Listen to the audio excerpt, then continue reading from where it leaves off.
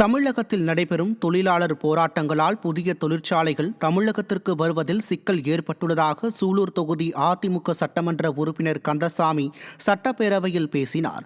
தகவல் தொழில்நுட்பம் மற்றும் தொழில்துறை மானிய கோரிக்கை மீதான விவாதத்தில் உரையாற்றுகையில், ஸ்ரீபெரும்புதூரில் உள்ள சாம்சங் தொழிற்சாலை ஊழியர்கள், திருப்பூரில் உள்ள விசைத்தறி தொழிலாளர்கள் பல்வேறு கட்ட போராட்டங்களை நடத்தி வருவதால் புதிய தொழிற்சாலைகள் தமிழகத்திற்கு வருவதில் சிக்கல் ஏற்பட்டது என தெரிவித்தார். இந்தியா வரவிருக்கும் எலான் மஸ்கை சந்தித்து தமிழகத்தில் தொழில் தொடங்க நடவடிக்கை எடுக்கப்படுமா என கேள்வி எழுப்பினார். கோவை மாநகரில் மெட்ரோ ரயில் சேவையை கொண்டுவர அரசு நடவடிக்கை எடுக்குமா என கேள்வி எழுப்பினார்.